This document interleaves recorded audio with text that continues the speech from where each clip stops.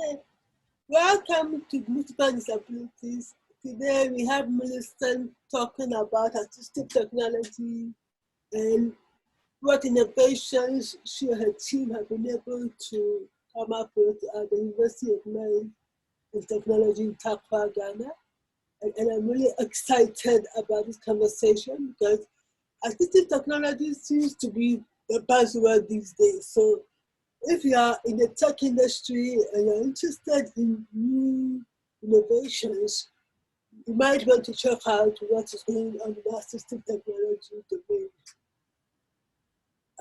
Millicent, thank you once again for coming onto the show. Yeah, Farida, and thank you for having me. You have a disability yourself, don't you? Yes, I do.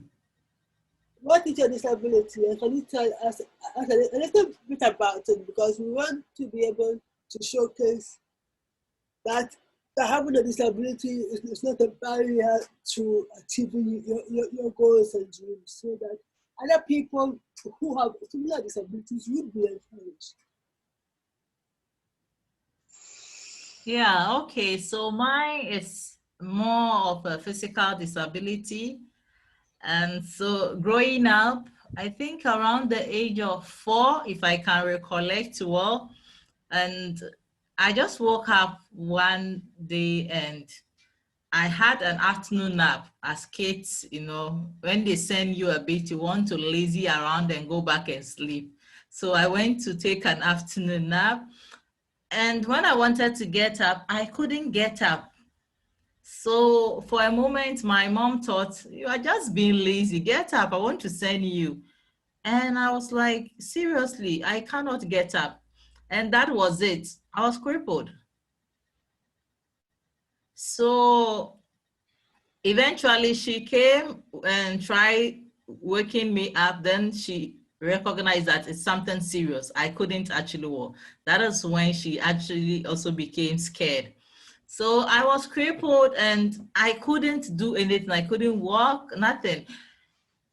So it took a whole lot of process, and I just thank God for how far that He has brought me, because a lot. We went to the hospital, we tried local, so many things. But I think after I used the crutches for a while, for quite a number of years, it kind of got better, and that is the results I have now. So yes, and just like you rightly said, if you are growing up in such an environment like ours, where people have different understanding about disability, if you don't have that self-motivation and you're not lucky to get parents who can give you positive energy, then you will not find any self-value. So I was fortunate. My parents were giving me the positive energy, and so I did not actually bother about what others were saying, because I almost left or dropped out of school. I was feeling so bad, you know, when you go, the way people will look at you and you walk and they try to repeat your walking, and it's so embarrassing. You don't feel good about it. So I was like, no, I don't think I want to go to school again. When I'm in the house, my parents make me feel okay. When I go to school, I feel so bad. But I remember one thing my dad of late memory told me. He said, you just need to concentrate on your books. And when people know you are smart, everybody will be your friend. And that is what worked. That is Yeah. that is amazing, because I always say that, I mean, those of us with some of these limitations, our only avenue of showing that we are productive in society is our work. Because people will see us and have preconceived notions about us. But if your work will speak for itself, then nobody can dismiss you. Because you have evidence to show that you are capable of doing so much more than people have ever done before.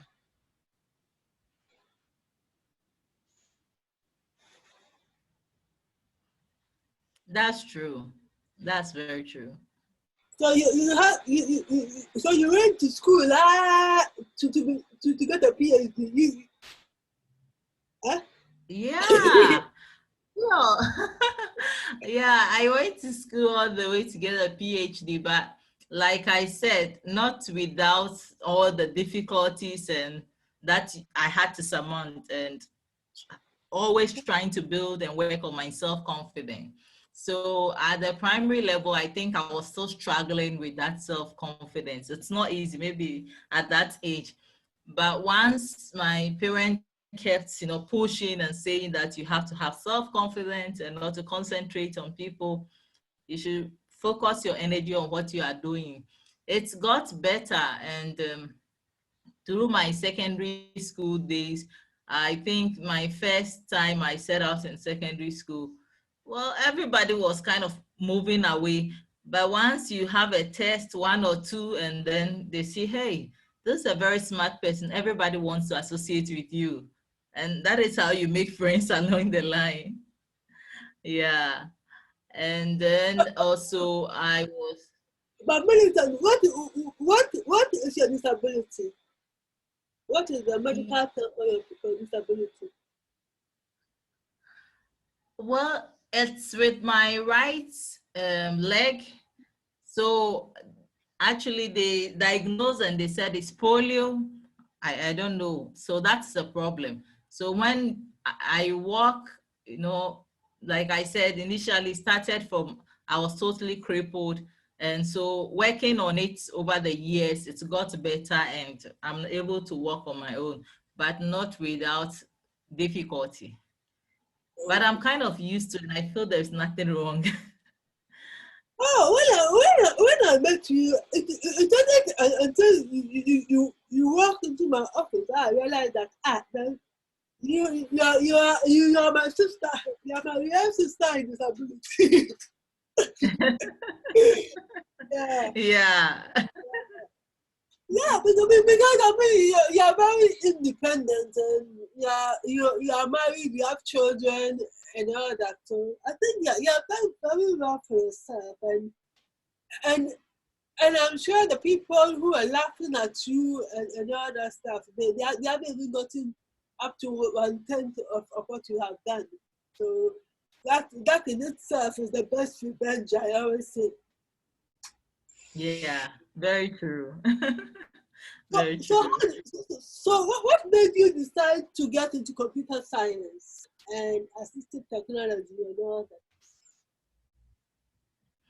that? Okay, so to start with, I don't know how I got into computer science, to be honest with you, because I started my degree in computer science when virtually it was the first time I was getting close to computer. So that's funny, right? So it's not like I was playing with computer and I developed the interest. No, but it was actually my first time getting close to a computer. Yeah, and so after my secondary school, I had the opportunity to study in the Russian Federation. I got a Russian government scholarship. So when I went for the interview, they told me I wanted to read medicine for the scholarship. So they look at my results and they went like A in elective maths, A in physics. Which kind of medicine do you want to read? You should go and be an engineer. And I was like, no, that's not what I was looking for. But they actually impressed on me, said, no, you have to be an engineer. We need more women to be engineers. So, and at that point, I said to myself, okay, I'm just taking it because I want the scholarship, but I don't think I want to be an engineer. So that was my thoughts. But eventually, when I started the course, I came to love it and I realized that that is what is going to rule the world. Everything is about computing. And so that's how I went ahead to do masters in it and even a PhD. So you can imagine. Yeah, I have come to love it. Yeah, and you also like going to school. I understand those of you who do PhDs. Why? Eh? Why do you not go to school?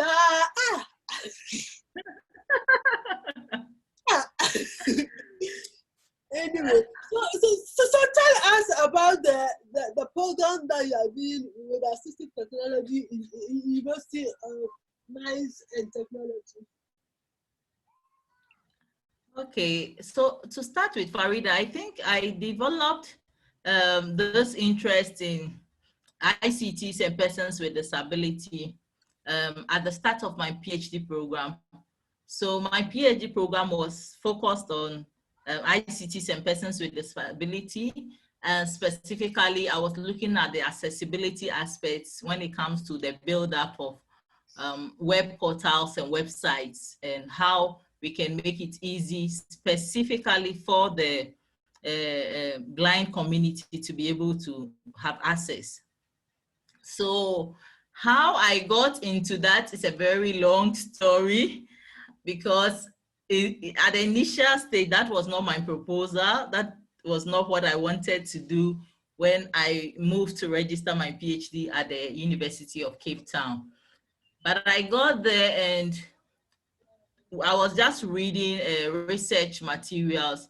Then I stumbled on this aspect that the disability community actually lagged behind when it comes to issue of ICT, and the fact that a lot of governments globally are advancing in the use of ICT.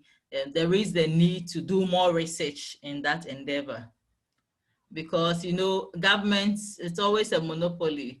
If you want passport, you can't get anywhere unless government gives you the passport. It's a government office. And so a lot of the offices they are running globally are becoming digitalized. And so there is the need to equip persons with disability to be integrated into the digital society.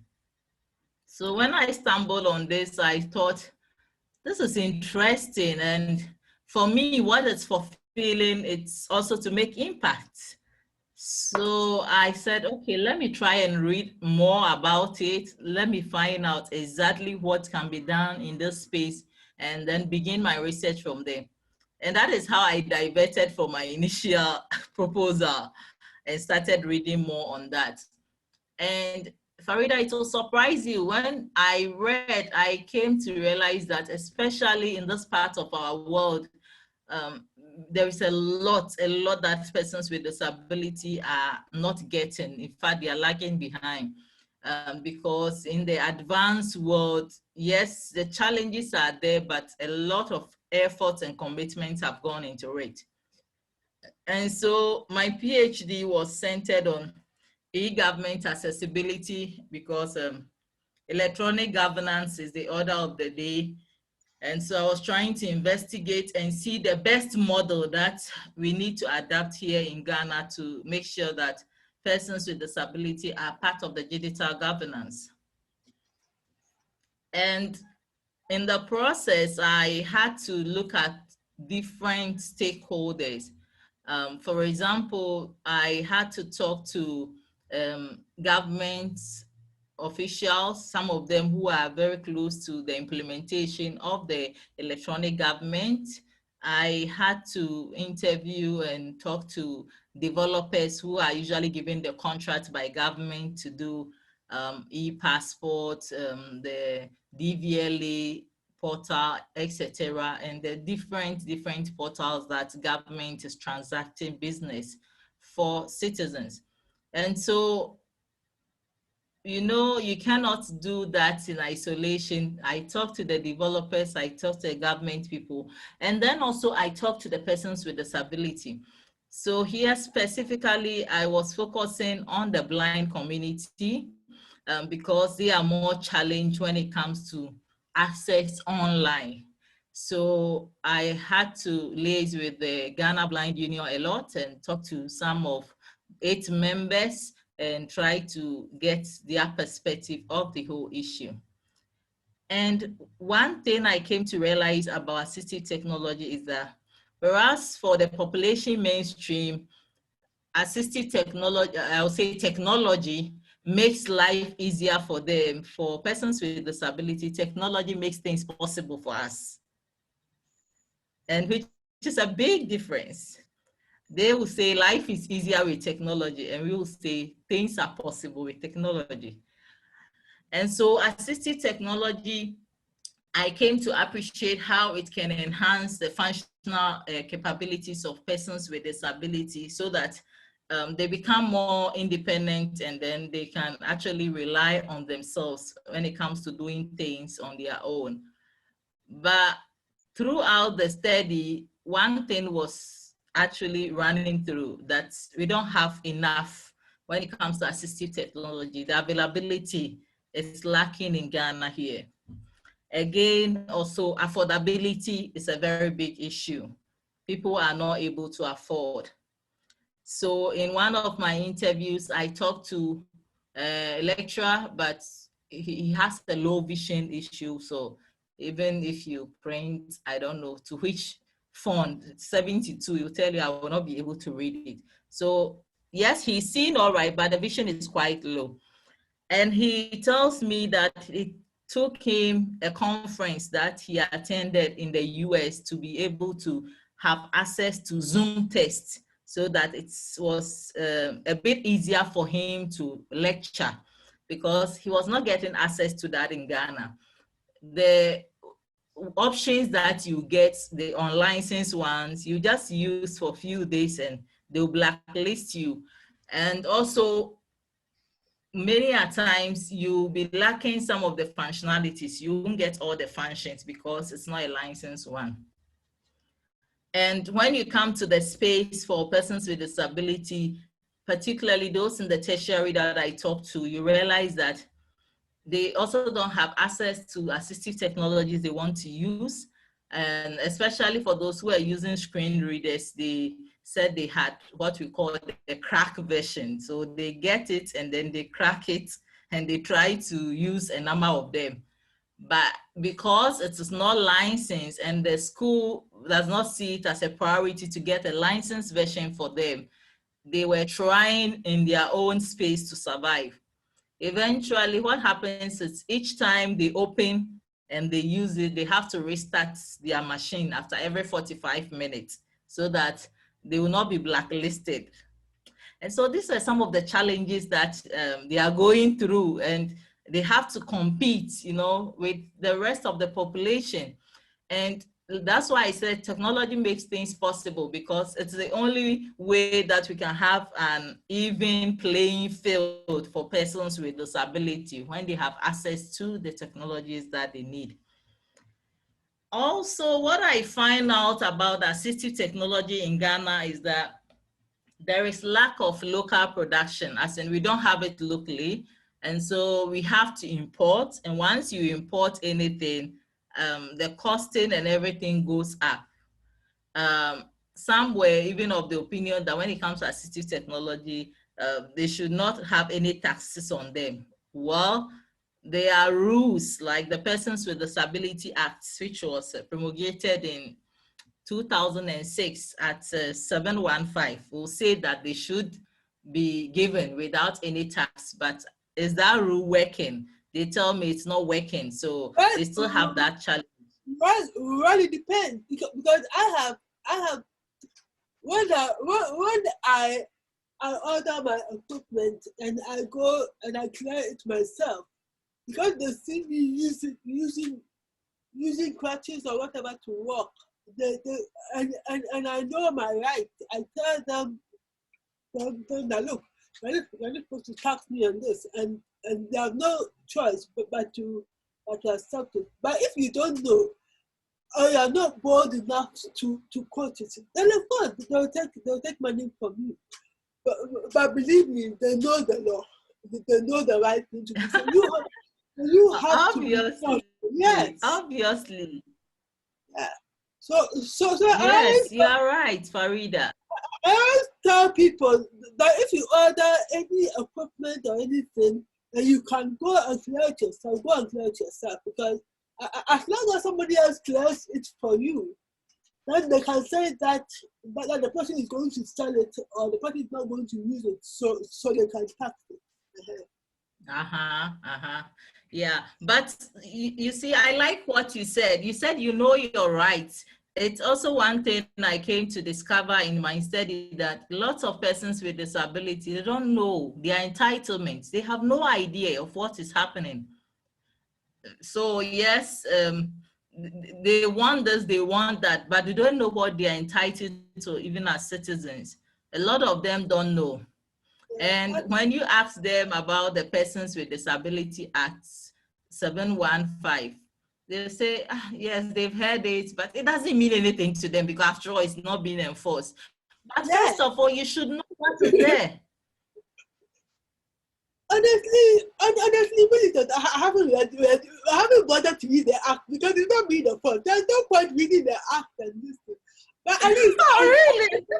Seriously, because it's not being a fault. So I know basic things that apply to me. So I know that for instance, there's a tax relief that we are supposed to get from the Ghana Revenue Authority. Those of us with disabilities, we are entitled to a tax relief. Plus the company who employs us is also entitled to a tax relief for employing us. Honestly, I haven't bothered to go and register for it because I hear it's not anything significant. But anyway, so that is there. And also, I mean, by the laws, buildings are supposed to be disabled friendly, but up to now, they are still putting up public buildings which are not disabled friendly and all that. As you said, the law is there, but it's not being enforced. So I really don't see the point. But I mean, I know that the part that are important to me and relevant to me. The rest, I'm not going to bother until they start enforcing it. Yeah, I understand. And enforcement is a big problem because even for those who know their rights, sometimes because the law is not being enforced, they find it difficult. I remember one lawyer I talked to who was working with the public sector, and she tells me she struggled virtually. She had to buy screen reader herself. She had to buy most of this assistive technology herself, even though it's stipulated in the law that at least she should have access because that is what will make her efficient. So she's a state attorney, but imagine even her at her level, she's struggling to get what is rightfully due her. So the enforcement, also I found that it's a big problem. It's really a big problem. And then also persons with disability, most of them lack the what we call the electronic skills. So they don't have the prerequisite training. It's also another problem. For people who have even assistive technologies that they use, you know, each time there are new assistive technology that one will require. So with each new assistive technology that is acquired, you need some sort of training. If it's an old one you are using and you do an upgrade, perhaps you need some training on it. When it comes to compatibility issues, also depending on the operating software that you are using, and also perhaps the browsers that you use, if it means going online, it also has issues. So all those compatibility issues have to be taken care of. And the most common thing among all the interviews that persons with disability really think that government is not doing enough in terms of giving subvention, that it should be subsidized. Assistive technology should be subsidized to help persons with disability. There's this law in France, which I wish we could implement here. Basically, in France, the law is that companies should make sure that 4% or 3% of their workforce are persons with disabilities. If they cannot ensure that, then they pay a fine, and that fine goes into a fund, and that fund is used to buy assistive technology devices for schools and for people who need to work with it. So I mean, if you could implement something similar here, that would be great because then we can tap about 99.99% of the companies in Ghana who are not employing anybody. That's true, Farida. I think that it's one strong argument that I found even in my research, that we need to have an assistive technology policy as a nation, because it's only then that we can find people, like we can invest money into it, people can research into it. Other than that, how do we get local content, and how do we come to the issue of affordability if you are not producing local content? So I think that we need to look at that issue, having an assistive technology policy. And like you rightly said, a lot of countries, especially advanced countries, there is. And so if they talk about inclusive education, there is a clear roadmap. Here we are, inclusive education, yes. We formulated since 2012, we said we have inclusive education here. But are you sure that everybody can have access to any school in Ghana? No. How many schools are inclusive? And so you go there. Let's not even talk about that, because that is a whole different topic on its own. And I mean, I have a friend who is always talking about this to me, because he's trying to get her child who has cerebral palsy into school. And no school will take the child. And I'm like, look, 30 years ago, before the inclusive education and all that became a known thing, I was able to get into a government school. So when I did that 30 years later, when we actually have a policy in place, children with people now know more about this disability. Children are not being allowed to go into this school. So we will have a different problem, because Hannah, our team is very passionate about this thing. And I always say that, look, if the government implemented inclusive education with the same zeal that they implemented the free SHS policy, we will be a lot far ahead than we are now. Because it takes the government, So it's a matter of priorities, and until the government political will. And I don't know. I think we have to prove to the government that we have the spending power, and we can be a big contributor to the economy until they start taking it before they start taking it seriously. Yeah, definitely. We need to prove a point. We need to find our own voice and our own space. Yeah, that's very important. Yeah. So now let's talk about the work that you are doing at UMass. Yeah. Okay. So like basically what I was given is actually the background, because of some of these issues that I discovered throughout my research and before settling on the appropriate model for e-government in Ghana. So I felt, okay, there is a space here. Why not contribute my own portion to it? And so here I started just with some few students. First of all, trying to introduce them to projects they should do in the area for persons with disability. And a number of them, are excited about it, like, this is making impact, and so they jump on it and then they begin to work on it. And basically that's what we've been trying to do. And in that way also, I'm trying to create more awareness, because once we have the project on board and I'm like, okay, this and this and this is how it works. This is the way you have to design the website so that a blind person can use it, so that it's easy for the deaf to use it. Then they get a good appreciation. Remember, awareness is key to solving a lot of disability issues. So we've done quite a number of projects with my team and the students, and I started this NGO just last year, December, called the Inclusive Tech Group. So Inclusive Tech Group, basically we're trying to provide technology solutions to the vulnerable. So we say inclusion through technology. And it's important because we are in the era of technology. We don't need to leave persons with disability behind, or the vulnerable, say women or even children. When we talk about children with disability, the learning difficulties they have. So in every space, we want to see how best we can use technology to be able to integrate persons with disability.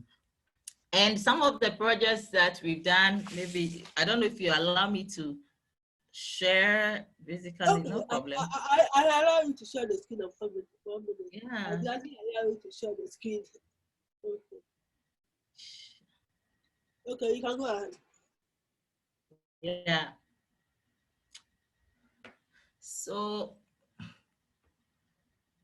some of the things we've done, for example, we have Handy Ear. Handy Ear, it's a project that we worked on, and we're always looking at it addressing a particular need. So we're told by one physiotherapist who was then in the BA, I don't know the new regions where it will fall now, but it was then in BA, and most of the deaf community had to depend on him when they go to the hospital. Even if it's a different hospital, they will call him to come and help to interpret their issues for them. And after a while, he's now moved to Accra. He's in Accra working, and he was like, now how do I help these people? Now I'm in Accra, and so on and so forth. So we thought of this idea of Handy Ear so that we can connect the deaf community to a pool of sign language interpreters.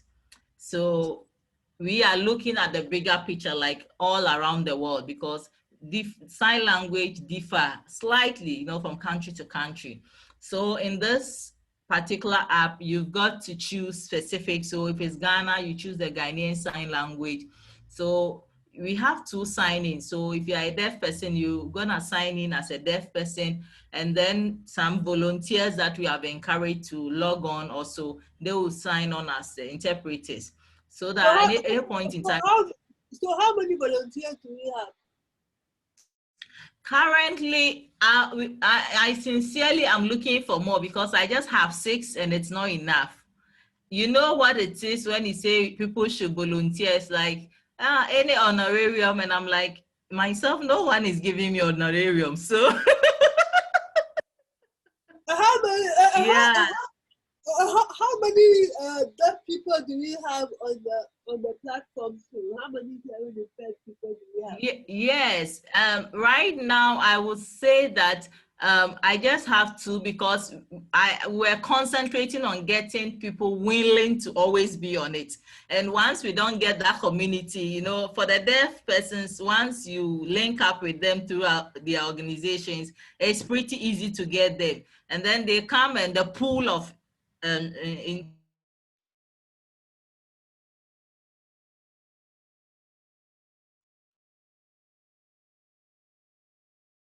to come in and work.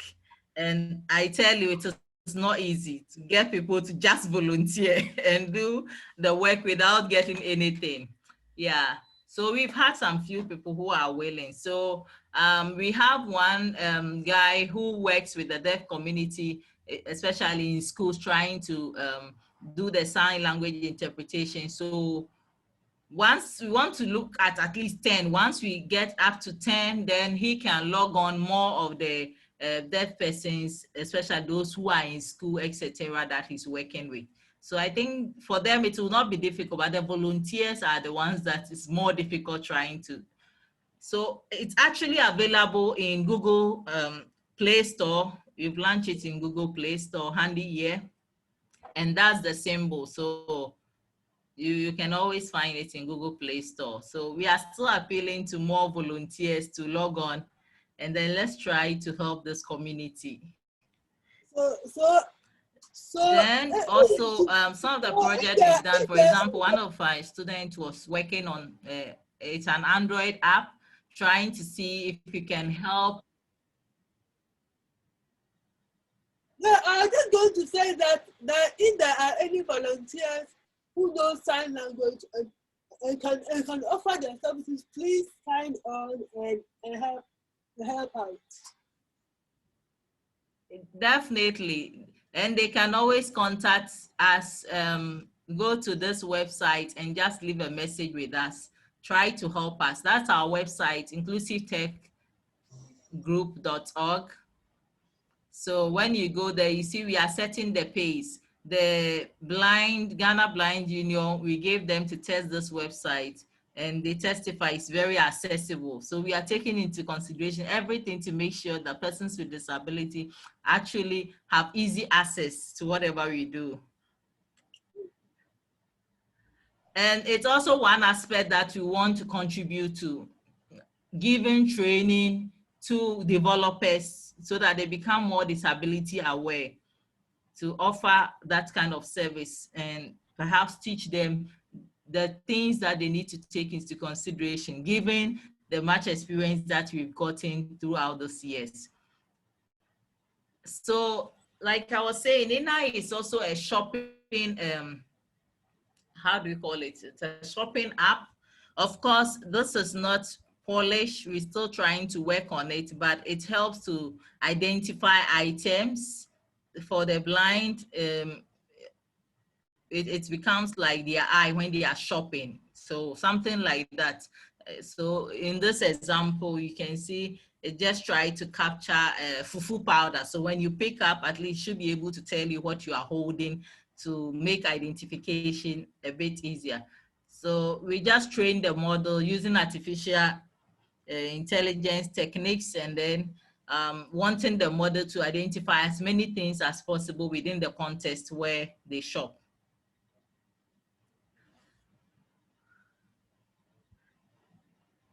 And then also we have the this particular one. I think the idea came because I bought a medication, Farida, and when I bought the medication, that was the first time I saw Braille on that medication. So I was like, this is nice. I think it was coming from UK. I bought it somewhere in London. Then I was like, this is so nice. They have Braille, so at least the person can read and know, understand this is 2 times daily, which is wonderful. But what do we see here? Everything is in paint, right? It's printed. And so perhaps the blind community will have difficulty. So we thought of this app that converts text to Braille, just to encourage like manufacturers and developers to, I mean, just try and put a small session of Braille so that people who are blind can actually know what is happening and the instructions to their product. So I'm just going to show you. It's even free. It's free on our website. When you go to our website, ttp.apps.inclusivetechgroup, you can find it there. It's available. So you write a text, then it converts it to Braille for you. I just want to show. I'll definitely check this out. I'm curious to see my name in Braille for that matter. Yeah, you should see your name in Braille, sure. I just want to just open it up here. So I think I had it open in the web so that we can just see. Yeah. So here it is. I don't know if you can see it. Yeah. Welcome to text to Braille. Yeah. So if it's a dose, you say take 2 times daily. Wow. So you don't need to know Braille. It just converts to Braille so that at least you can just put it on your products. So we want to encourage manufacturers and the industry to try. It's accessible. And then let's begin to make some of the instructions on our product accessible to the blind community. That is so cool, eh? Yes. It's so cool. Yeah. And it doesn't take that much for you to make some of these changes. It's not as if you have to go and manufacture a bionic device or something. It's just normal programming that you need to incorporate into your app. Sure. Exactly, Farida. You see? So sometimes that's why I said awareness is very key when it comes to persons with disability or issues that relate to disability. Awareness is very key. So if we create more awareness and manufacturers know they can just go and just type in and they print out and they don't have to really have any understanding about Braille, we're encouraging them to do that, so at least you can have more products with the Braille version, and we're getting a more inclusive society in that manner. Then also we have a project where we're modeling sign language, trying to convert sign language to text to enhance communication for the deaf and the population mainstream. So if I can do a sign and if you do the sign, I don't know, and I can just show my camera so it converts to text, I think we can have a conversation. So we are training a model to be able to work in that manner. For now it does, but it only does for static signing. So we want to see how we can enhance that. And the current project we're also working on is on an e-commerce portal to give more visibility to persons with disability who are in business. And so I'm sure I'm going to get to you definitely to sign up when it's ready. So it gives more visibility. It wants people to support your business, to do business with you, so that we all have that self-reliance. Then people will not need to go to the street and be begging. If it's making bags or share butter or whatever, and the person can be located, you get the visibility that you need and you are able to sell, make some earning for yourself. I don't think you go on the street there and beg. So we're trying to set up the e-commerce portal to locate, they register in it, you log on, you put your business information, at least with the help of the Google map, we can use it. We try to trace your location and advertise for you so that you get more visibility. That is great. I'm really impressed with all that you are doing. And I hope that you get the necessary support that you need to make some of these projects come to pass. Because what I've realized is that in the past year or two, assistive technology has become very, very interesting to the technology industry. I mean, if not in Ghana, but outside Ghana. So there are various funding and competition and things available if you are in a technology. So it's actually a good time to be in that field. And I'm sure with all the projects that you are doing, you should be eligible for some of these things. And I hope that anybody watching this show who has links to some of those funds or something, will get in touch with you and show the necessary support, because you are doing an amazing job. Definitely. And you're bringing a lot of awareness to what is happening in the University of Mines and Technology, because for most of us in Accra, we just see it as a mining university. Honestly, when you got in touch with me about the computer science program, I was surprised because I didn't even know that was a computer science program being run there. Because as far as we all knew, UMass is a mining university. I didn't even know about it. That's what a lot of people think, eh? Yes. So, and from what you said, you're actually now going to do PhD in computer science, right?